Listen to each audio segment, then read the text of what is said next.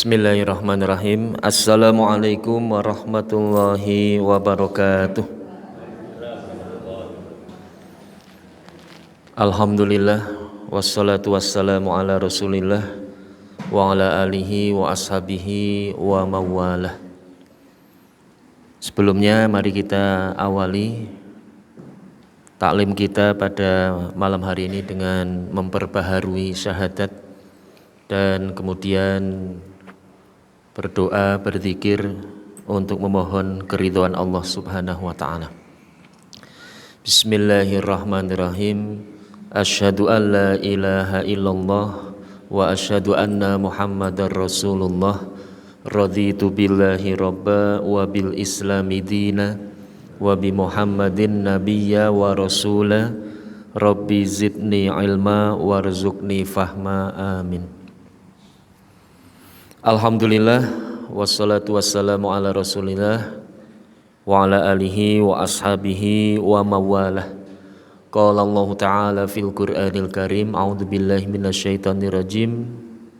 Wa idz ta'adzana rabbukum la in syakartum la azidannakum wa la in kafartum inna 'adzabi lasyadid. Shadaqallahul azim. Wa qala ya ayyuhalladzina amanu taqullaha wal tanzur nafsum ma qaddamat lighad wattaqullaha innallaha khabirum bima ta'malun. Shadaqallahul azim.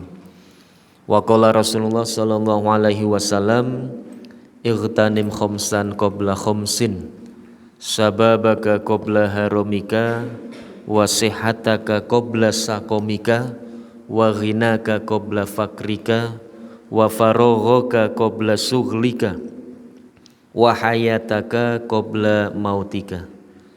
Jamaah rahimakumullah, bapak-bapak, ibu-ibu, para rawuh, para lenggah, jamaah pengajian malam Senin dan juga jamaah salat maghrib Masjid Al-Azkiyah, Masjid Fatimatu Zahra SD Al-Azkiyah, yang semoga senantiasa dapat lindungan dan rahmat Allah Subhanahu wa taala.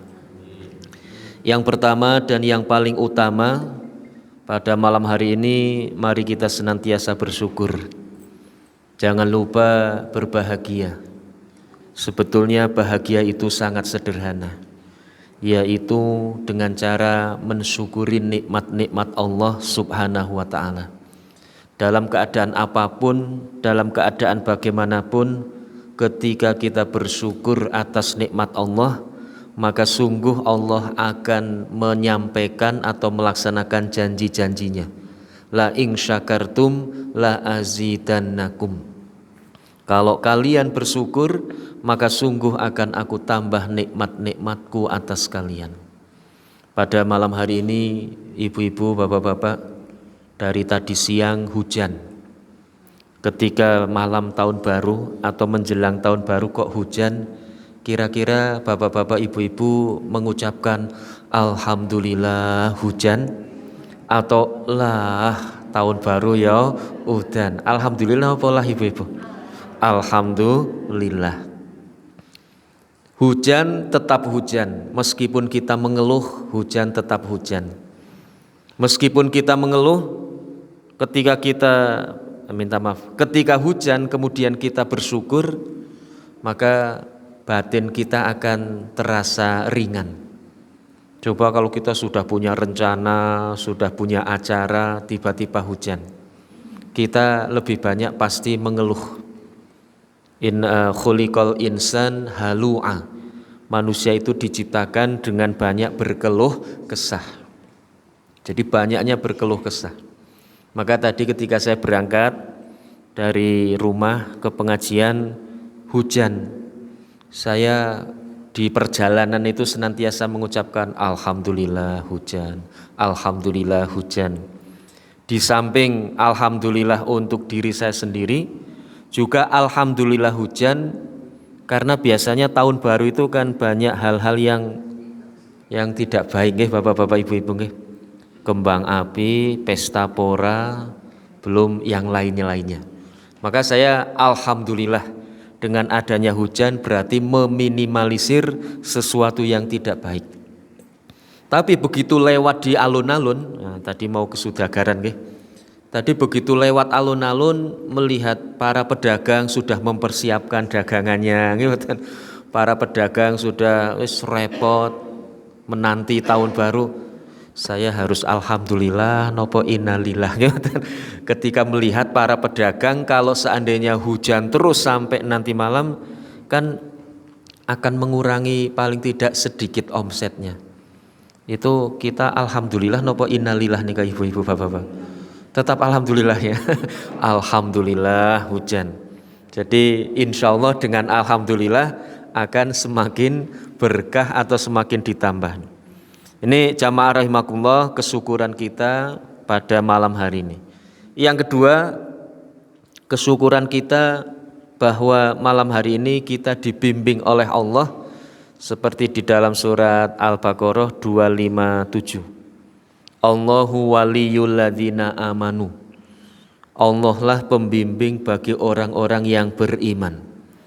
Ketika kita beriman kemudian dibimbing oleh Allah, maka bersyukurlah. Allah akan menuntun kita dari yang buruk menjadi yang baik. Yukhrijuhum minadz-dzulumati ilan nur. Dari keburukan kepada kebaikan, atau dari yang baik menuju yang lebih baik, atau dari yang lebih baik menuju yang paling baik. Sholat di rumah itu boleh atau tidak, bapak-bapak, ibu-ibu? Halo bapak-bapak. Sholat di rumah boleh atau tidak? Boleh. Sholat di rumah itu boleh. Ibu-ibu sholat di rumah itu juga boleh. Tetapi ketika kemudian saya akan sholat berjamaah, saya akan sholat di masjid, kita yakin bahwa dari yang baik sholat di rumah menuju yang lebih baik sholat berjamaah, kita yakin bahwa Allah sedang membimbing kita minadz-dzulumati ilan nur. Jadi kalau dari yang buruk menuju yang baik, dari yang baik menuju yang lebih baik, dari yang lebih baik menuju yang paling baik, maka yakinlah dua hal yang kita miliki. Yang pertama iman, yang kedua dibimbing oleh Allah Subhanahu wa taala. Maka kesyukuran kita yang kedua, kita dibimbing oleh Allah dengan kebaikan-kebaikan. Dan pada malam hari ini insya Allah akan kami sampaikan tentang refleksi akhir tahun. Ini pengajian yang terakhir untuk tahun 2023. Insya Allah ketemu kembali pada tahun yang akan datang. Nah, pada malam hari ada acara mabit selama 1 tahun 2023 sampai 2024. Yang kami sampaikan surat Al-Hasr ayatnya 17. Kalau tidak salah niki 17. A'udzubillahi minasyaitonirrajim.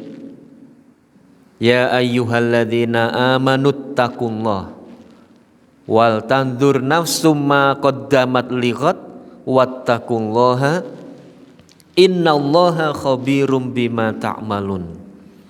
Yang terjemahannya, hai orang-orang yang beriman. Biasanya ayat ini atau ayat yang diawali dengan ya ayyuhalladzina amanu, itu biasanya kita baca banyak ketika bulan Ramadan. Dan sebentar lagi insya Allah bulan Ramadan. Berapa bulan lagi bapak-bapak? 2,5 bulan lagi nggih, kalau tidak salah. Bulan Ramadan jatuh pada tanggal berapa ibu-ibu? 10 Maret. Nah, ditulis nggih ibu-ibu nggih, 10 Maret 1 Ramadan. Saya tahu karena sudah saya lihat kalendernya. Jadi kalau ganti kalender itu sudah dilihat dari Januari sampai Desember. Tapi yang lihat pertama tanggal merahnya. Jadi tanggal merah yang dilihat. Bulan Ramadan itu sunnah. Jadi melihat bulan Ramadan, melihat bulan yang lain itu sunnah. Yang wajib melihat tanggal merahnya menika. Nah, jamaah rahimakumullah, Allah mengundang kita, memanggil kita dengan ya ayyuhalladzina amanu. Itu merupakan panggilan penuh kasih sayang. Seperti seorang anak, seorang bapak memanggil anaknya.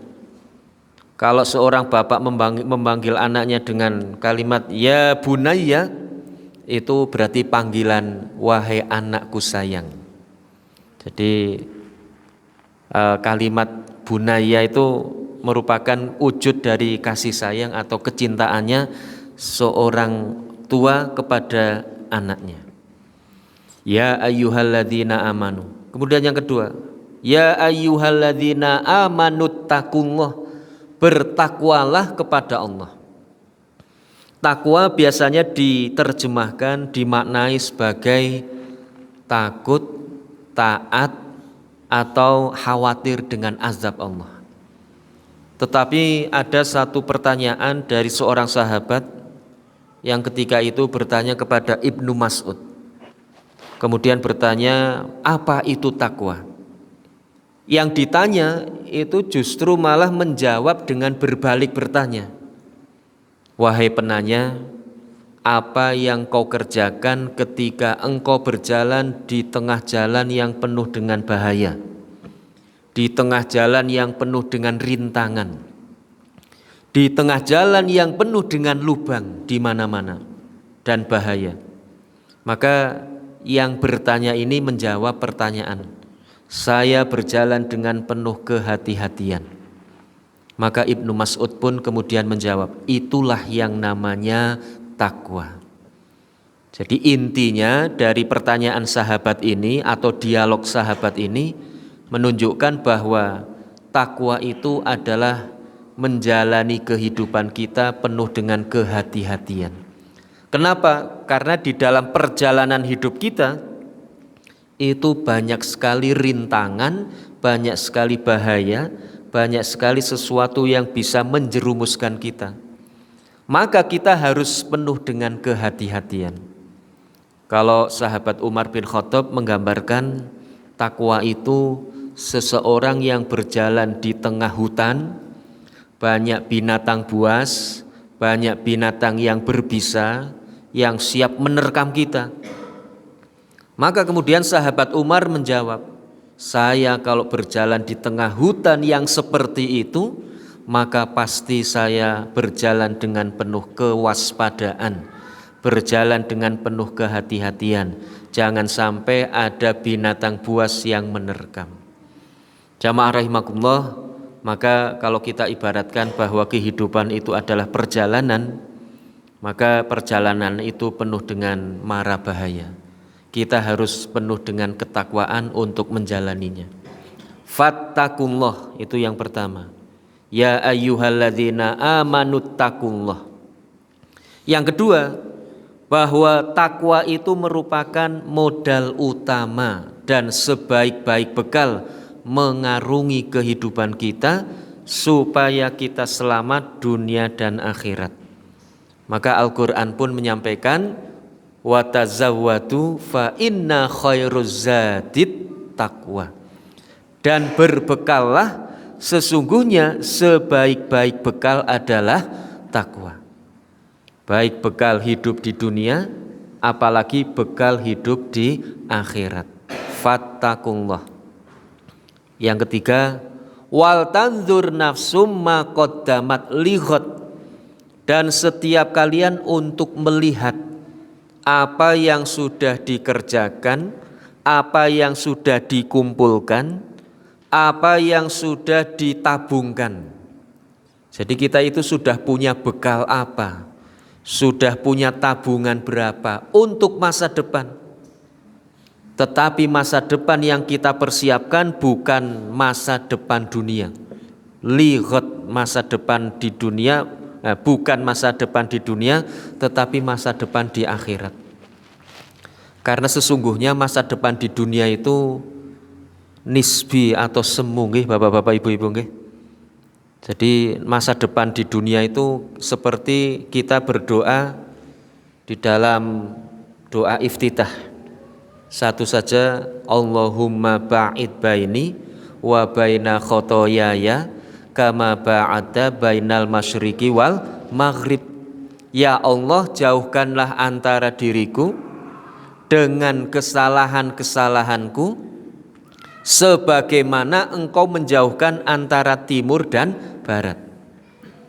Timur dan barat itu tidak pernah ketemu. Bahkan ibu-ibu, bapak-bapak juga belum pernah ya menemukan timur. Sampun nate menemukan timur ibu-ibu. Umpamanya sekarang kita di Al-Azkiyah, melihat timur kita umpamanya Sidojoyo. Coba kita cari di Sidojoyo ada timur apa mboten ibu-ibu? Tidak ada nih. Timurnya Sidojoyo Binangun. Timurnya Binangun Kertek nih mboten. Kalau kita ingin mencari timur di Kertek, sampai di Kertek juga ada timur lagi Kali Kajar. Sampai di Kali Kajar ada timur lagi Kepil. Jadi timur itu tidak pernah ketemu itu. Kelihatannya timurnya ada di umpamanya kota Solo, sampai di Solo ada timur lagi. Nah, artinya kalau di dalam semangat doa ini kita berarti jangan sampai ketemu dengan dosa atau kesalahan. Jadi Rasulullah mengajarkan doa itu dengan semaksimal mungkin. Antara timur dan barat tidak pernah ketemu. Antara kita dengan dosa juga tidak pernah ketemu. Itu yang kita minta. Sama itu juga dengan masa depan. Dulu ketika bapak-bapak, ibu-ibu umpamanya masih duduk di bangku setingkat SD. Masa depannya kan saya nanti masa depan ingin jadi atau ingin kuliah di Jogja, atau saya nanti masa depan ingin jadi dokter, ingin jadi insinyur. Begitu sampai di perguruan tinggi ada masa depan lagi. Begitu nanti masa depan perguruan tinggi umpamanya lulus gitu, masa depan saya, cita-cita saya lulus dengan kamlut. Asal jangan kemelut saja nih ibu, kamlut. Begitu lulus ada masa depan lagi, kerja. Begitu kerja ada masa depan lagi. Jadi masa depan yang kita idam-idamkan di dunia sebetulnya tidak ada. Lah apa yang sesungguhnya masa depan yang harus kita persiapkan? Yaitu masa depan akhirat. Padahal kadang-kadang kita mempersiapkan masa depan dunia saja nggih ibu-ibu bapak-bapak nggih. Banyak nabung untuk nanti masa depan. Menyekolahkan anak sampai tinggi, sampai sukses untuk masa depan, supaya nanti masa depannya cerah. Tapi itu semuanya itu masa depan dunia yang hanya kira-kira dan nisbi saja. Masa depan yang pasti adalah masa depan akhirat. Wal tandur nafsum ma qaddamat lighad. Untuk melihat setiap diri kita apa yang sudah dipersiapkan untuk masa depan akhirat. Jamaah rahimakumullah, bapak-bapak, ibu-ibu pernah umpamanya keluar kota atau piknik atau tamasya atau umroh atau haji, yang penting bepergian. Ketika bepergian sebatas kota Jogja saja itu perlu persiapan. Apalagi Jakarta, apalagi sampai luar negeri umroh dan haji. Ibu-ibu biasanya yang sangat-sangat sibuk ibu-ibu kalau mau bepergian, piknik atau keluar kota itu sudah ditulis itu. Hari pertama bajunya ini, hari kedua ngoten apa Menteri? Hari kedua bajunya ini, hari ketiga ini, untuk pulang ini. Itu sudah di checklist, sudah ditulis dengan rinci sekali. Itu padahal hanya untuk bepergian yang sebatas luar kota atau dalam negara kita. Coba ibu-ibu umpamanipun ini pengajian malam Senin mengumumkan, ibu-ibu, bapak-bapak, nanti setelah pengajian, setelah sholat isya kita mau ke Jakarta 1 pekan. Di sana sudah ada bis full musik, full AC, eksekutif, gratis PP, pulang pergi gratis. Tapi ibu-ibu, bapak-bapak tidak boleh pulang dulu, tidak boleh pamitan dulu, tidak boleh bawa pakaian, bawa baju dan lain sebagainya. Angkat tangan yang ingin ikut. Ingin ikut atau ingin tidak ikut? Tidak ikut ya enggak? Kenapa? Karena begitu mendadaknya belum siap-siap itu. Kalau saya diajak umpamanya ke Jakarta malam ini, meskipun pulang pergi gratis, itu saya lebih baik menolak daripada ikut. Kenapa? Belum persiapan, belum bawa baju, nanti di sana bagaimana, nginepnya di tempat siapa, uangnya berapa yang harus saya bawa.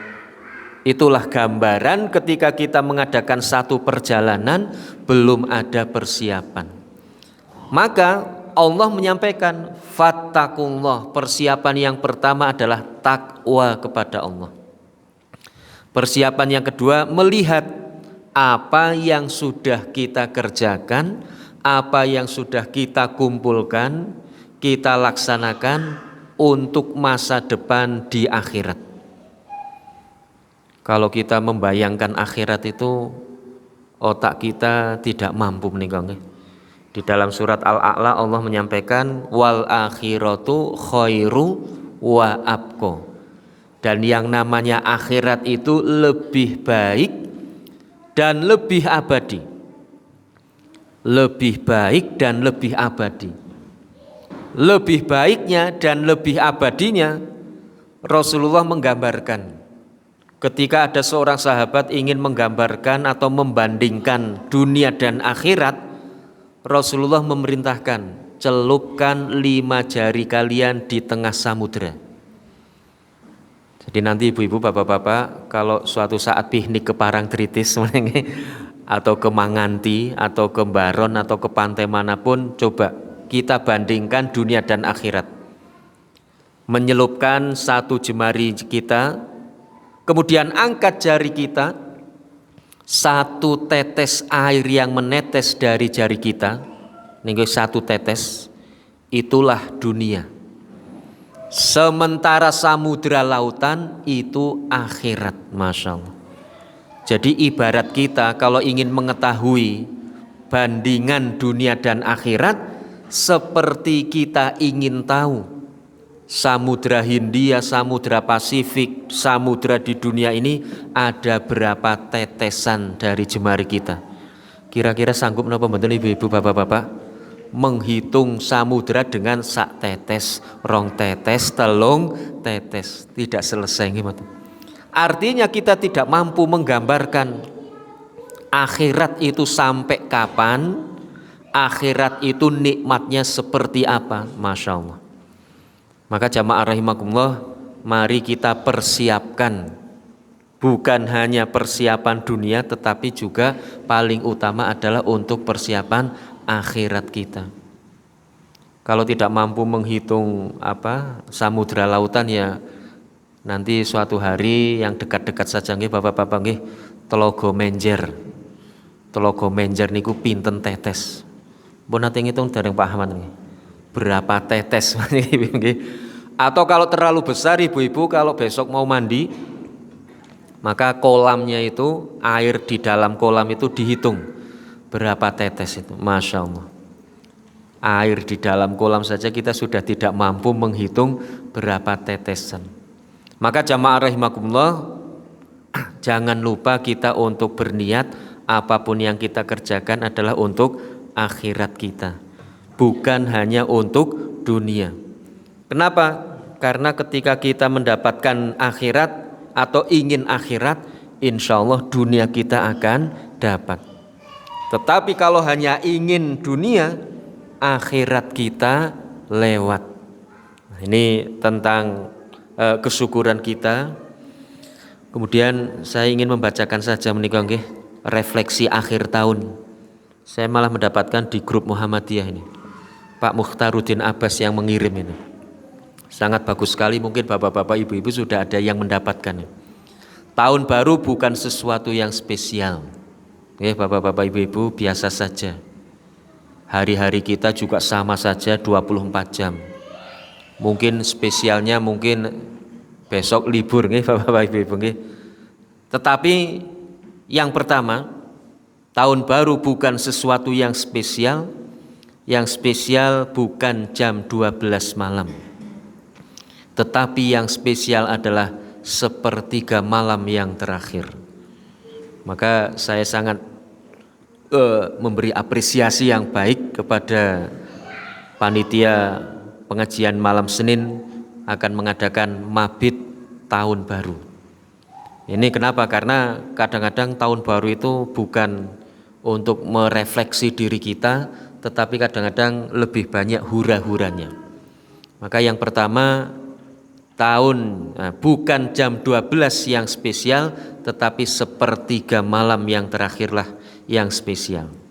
Nomor 2, yang hebat bukan menunggu detik-detik pergantian tahun. Sudah beli kembang api apa dereng ibu-ibu? Sudah beli trompet? Nanti kita sumet bareng, kita tiup bareng, naudzubillahi min dzalik. Jadi yang hebat itu bukan menunggu detik-detik pergantian tahun, tetapi yang hebat itu adalah menunggu azan subuh dikumandangkan. Masya Allah. Jadi kita harus senantiasa menunggu kedatangan sholat. Rasulullah menyampaikan dalam hadis sahih, intidharus sholat ba'das sholat.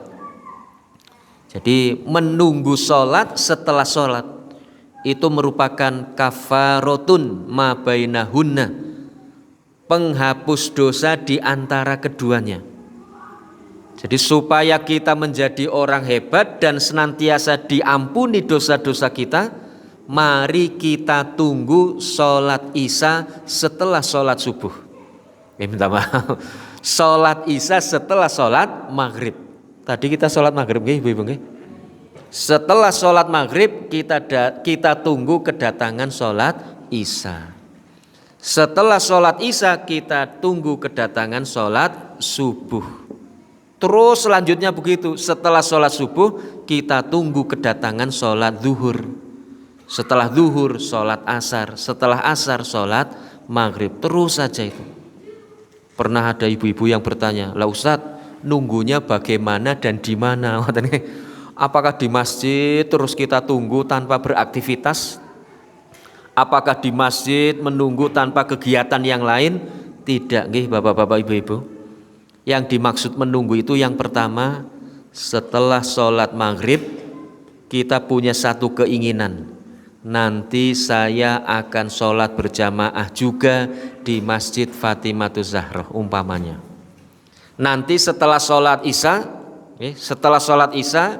kita mempunyai niat, nanti saya akan sholat berjamaah di Masjid Al-Arqam, sholat subuh berjamaah di Masjid Al-Arqam. Itu setelah sholat isya. Setelah sholat subuh selesai, besok kejadian beneran sholat subuh di Masjid Al-Arqam, nanti saya mau sholat zuhur. Wah, ini besok kan tanggal merah nih ibu nggih.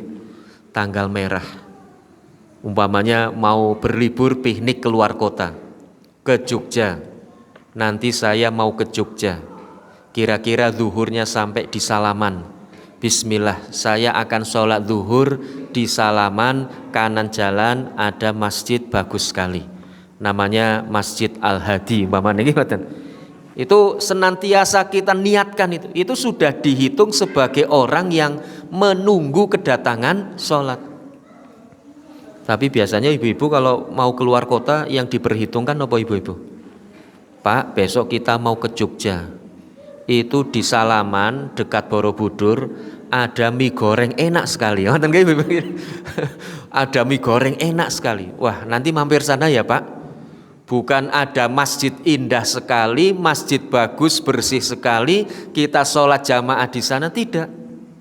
Tetapi biasanya wisata kuliner yang di nomor satukan.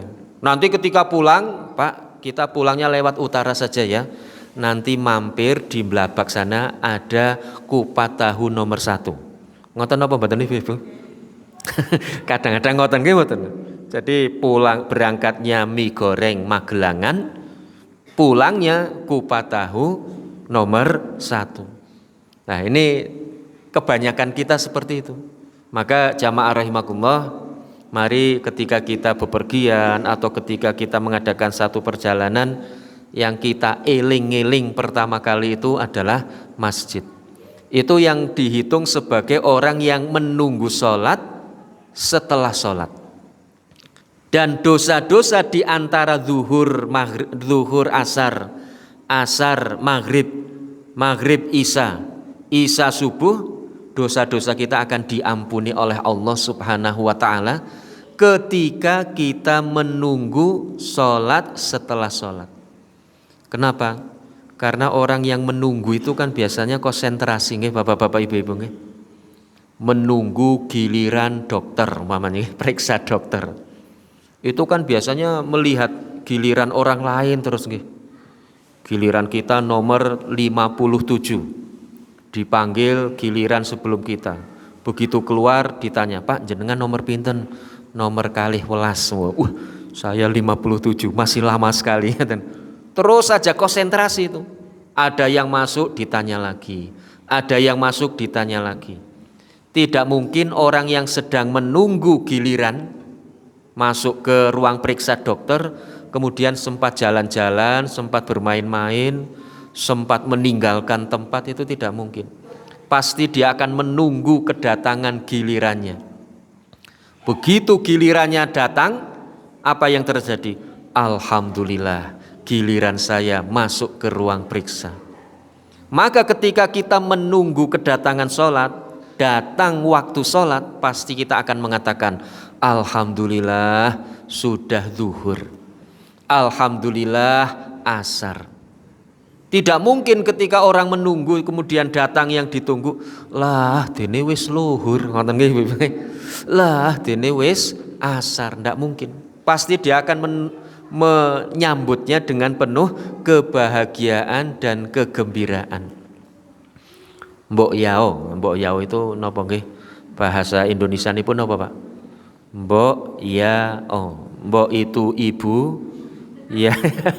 Iya itu ibu ya, apa itu nggih? Maka bahasa Jawa itu banyak yang tidak bisa diterjemahkan ke dalam bahasa Indonesia nggih, Ibu nggih. Kalau bisa mbok yao. Kalau bisa seyukyanya, seandainya seyukyanya. Menunggu kedatangan sholat itu seperti menunggu kedatangan waktu sholat maghrib ketika bulan Ramadan. Bapak-bapak pernah bulan Ramadan apa dereng nih? Sampun nate nggih. Masya Allah, kita bayangkan ya, ketika bulan Ramadan, Masya Allah, waktu maghrib tiba sudah ditunggu dari 4:30. Leres napa mboten Ibu-ibu? 4:30 itu sudah menunggu datangnya maghrib itu. Kapan maghrib? Terus dipantau lewat jam gimana? 4:30, 5:45, jam 5. Malah kadang-kadang ini jamnya yang salah napa pripun ini. Seandainya jamnya bisa dipercepat. Maka ada teman-teman yang kadang-kadang bercanda niku nggih. Kalau maghrib ikut waktu Papua. Kalau subuh ikut waktu Aceh. Kalau maghrib ikut waktu Papua. Artinya sekarang kan streaming radio kan sudah bisa. Maka cari radio yang Papua. Lah kenapa? Cari yang azannya duluan. Begitu azan dikumandangkan langsung buka. Ternyata radio suara Papua. Nah ini kadang-kadang seperti itu. Maka jamaah rahimakumullah, seperti kembali kepada sholat maghrib tiba. Kita begitu maghrib waktu bulan Ramadan pasti akan mengucapkan alhamdulillah maghrib, alhamdulillah isya, alhamdulillah subuh, alhamdulillah zuhur, asar dan lain sebagainya. Jamaah rahimakumullah, ini yang pertama menikah nggih. Yang kedua, dalam hadis Rasulullah menyampaikan, minta maaf belum selesai ini. Yang ketiga, yang super itu bukan begadang berpesta lalu tidur pagi, tapi tidur lebih awal, bangun lebih awal dengan sholat subuh lebih tepat atau dengan cara berjamaah. Dulu Pak Kiai saya itu mengajarinya dengan bahasa Inggris itu. Kalau salah bahasa Inggris saya minta maaf. Early to sleep, early to rise. Pagi tidur, awal bangun. Make man healthy and wealthy. akan membuat manusia itu sehat dan bijaksana. Jadi tidur cepat, bangunnya juga cepat. Akan membuat kita itu sehat dan bijaksana. Tapi ingat, jangan tidur lagi setelah sholat subuh. Ngoten. Naumatu subhi turisul fakro. Tidur pagi hari itu mewariskan kemiskinan. Jadi ini bahasa Arab bahasa hadis napa mahfudhan nika nggih. Tidur di pagi hari mewarisi kemiskinan. Diterjemahkan dalam bahasa Jawa, sing sapa wonge turu isuk-isuk rezekine ditotol petik. Iya, jadi siapa yang tidur pagi-pagi itu pasti rezekinya akan ditotol PT, itu artinya mewarisi kemiskinan. Nah, ini sesuai dengan semangat kita. Maka jamaah rahimakumullah, itu yang ketiga. Yang keempat, yang membahagiakan bukan menghambur-hamburkan harta dengan berpesta pora, pesta kembang api, pesta trompet, dan lain sebagainya. Tetapi yang membahagiakan justru adalah bersedekah di pagi hari. Jadi setiap pagi 2 malaikat mengiringi kita. Tusbihu malaikatani. Setiap pagi itu 2 malaikat mengiringi kita. Kemudian apa? Akan mendoakan orang yang bersedekah di pagi hari, atau akan mendoakan orang yang tidak bersedekah di pagi hari. Apa yang didoakan oleh malaikat? Allahumma a'ti munfikon kholafan. Ya Allah, berilah orang yang bersedekah ini dengan ganti yang lebih banyak. Wa a'ti mumsikan talafan. Dan berilah orang yang mumsik itu memegang harta dengan kuat. Okay. Memegang harta dengan kuat itu kalau dalam bahasa Jawanya cedil, bakhil, terus napa medit, medit, cedil, bakhil niku. Itu memegang hartanya dengan kuat. Gantilah dengan kerugian. Jadi setiap pagi jamaah rahimakumullah itu ada 2 malaikat yang mendoakan kita. Ketika kita bersedekah didoakan dengan ganti yang lebih banyak. Ketika kita tidak bersedekah atau bakhil atau memegang harta dengan kuat, kita akan didoakan dengan kerugian yang banyak. Maka jamaah rahimakumullah, setiap pagi paling tidak kita bersedekah. Dan yang paling rutin, paling banyak bersedekah itu sebenarnya bapak-bapak, ibu-ibu nggih. Ketika anak mau sekolah, berangkat sekolah, diberi uang saku, itu sedekah ibu-ibu, bapak-bapak. Maka ketika nyangoni lari jangan sambil merengut nggih ibu-ibu nggih. Apalagi kalau anak-anak minta tambahan uang saku.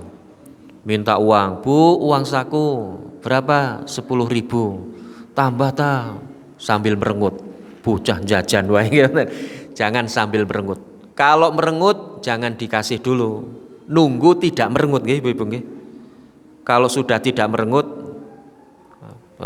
panggil anaknya. Dek atau Nak, ini Ibu sudah tidak merengut. Kenapa sih Bu kalau merengut? Kalau merengut itu membatalkan sedekah. Jadi kalau memberi sesuatu sambil tersenyum, kalau tidak tersenyum jangan memberi dulu. Tunggu sampai hati kita lega dulu. Kenapa? Dalam Al-Qur'an Allah menyampaikan la tubtilu sodakotikum bil manni wal adha. Jangan kau batalkan sedekah-sedekahmu dengan menyakiti hati orang yang diberi. Jadi anak itu kalau diberi jangan sambil disakiti hatinya. Kalau memberi saja, jangan sambil memarahi. Ngoten Ibu. Bocah jajan ora wis-wis, tapi tetap diberi. Percuma nggih mboten Ibu. Dimarahi dulu atau diberitahu dulu kalau jajan itu yang sehat-sehat atau jangan terlalu banyak jajan ya. Nah, setelah itu tenangkan hati.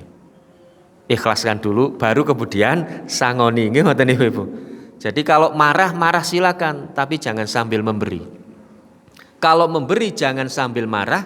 Kalau marah tunggu sampai selesai baru kemudian memberi.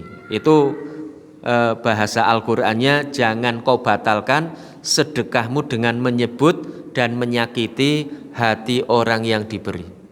Ini jamaah rahimakumullah, daripada untuk menghambur-hamburkan harta, lebih baik besok ketika pagi hari kita banyak bersedekah. Kemudian yang kelima, yang menjayakan, yang menguatkan, yang mengayakan kita adalah sholat subuh berjamaah. Sebelum ini saya membaca atau melihat satu share-sharean di media TikTok menika nggih. Jadi seorang yang sukses, kalau bahasa milenialnya tajir melintir ngoten nggih, itu diwawancara itu oleh seorang presenter, kemudian tentang ekonomi. Dia mengatakan, "Mbak, penghasilan 1 miliar sebulan itu kecil. Itu recehan bagi saya," katanya menika Mas. 1 miliar receh itu ibu-ibu. Terus sing mboten receh pinten niku bapak-bapak. Jadi namanya siapa saya tidak niku. Tetapi dia seorang muslim itu. Jadi 1 miliar itu enteng, kecil.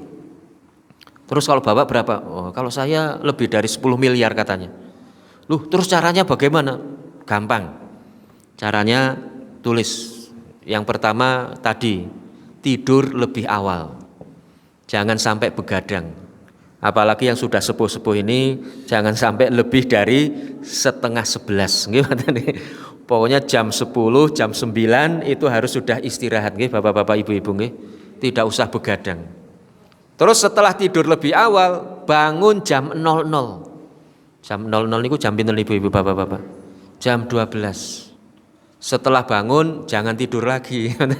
Setelah bangun kemudian apa? Mandi. Setelah jam 12 mandi.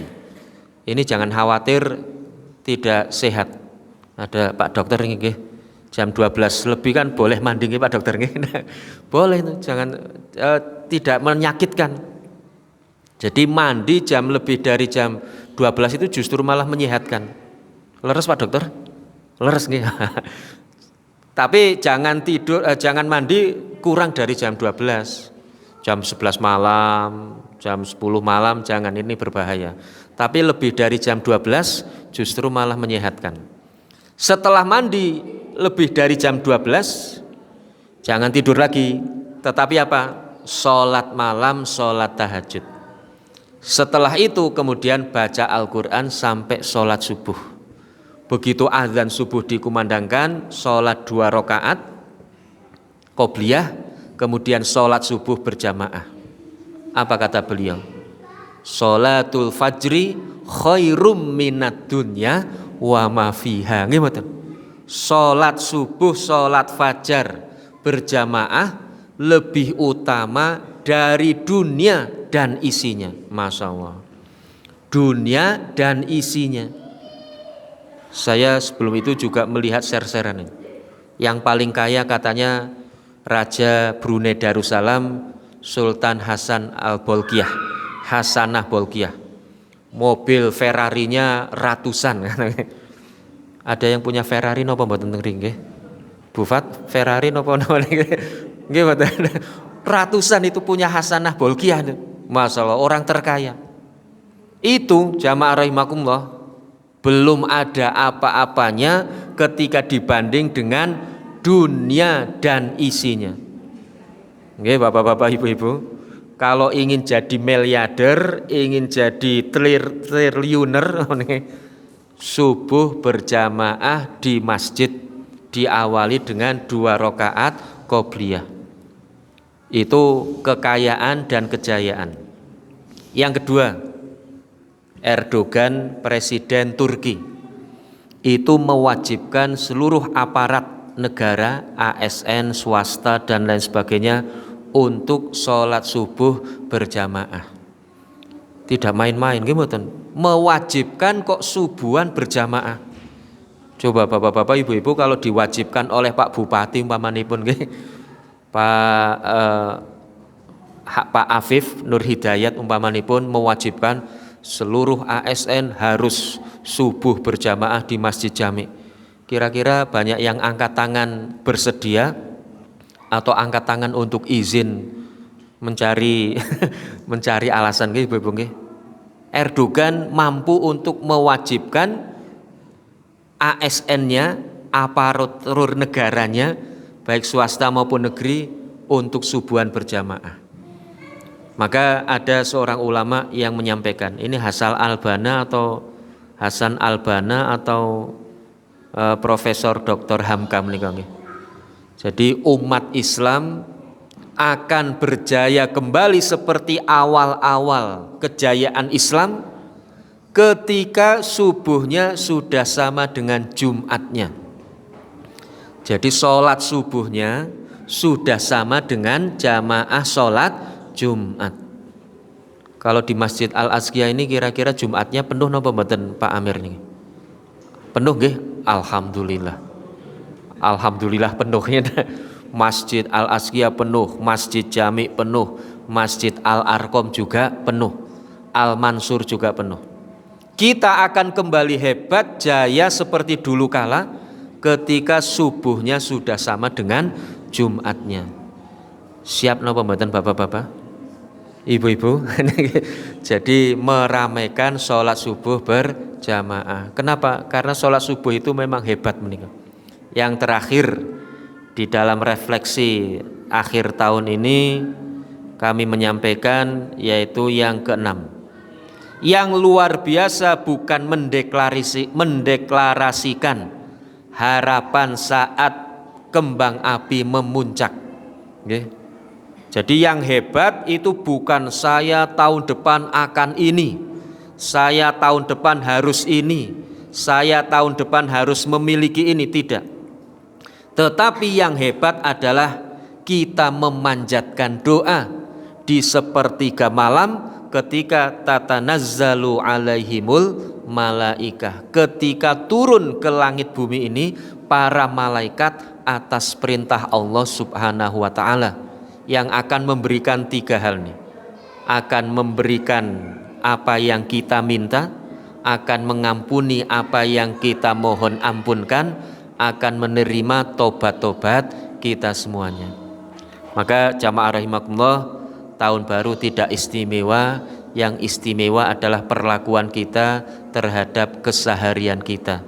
Dan yang namanya mabit bukan hanya setahun sekali, tetapi mari kita laksanakan mabit setiap hari. Mabit pada tahun baru ini untuk ngecas, nyemangati supaya kita lanjutkan pada hari-hari kita di rumah kita masing-masing. Mungkin itu yang bisa kami sampaikan. Kalau ada kebenaran kami hanya menyampaikan, kalau ada kekeliruan, kesalahan, benar-benar atas kebodohan kami di dalam menyampaikan, maka mohon maaf yang sebesar-besarnya. Nasru minallah wa fathun qarib. Mari kita tutup dengan hamdalah dan doa kafaratul majlis.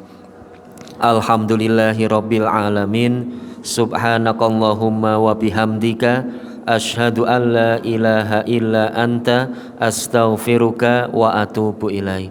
Assalamualaikum warahmatullahi wabarakatuh.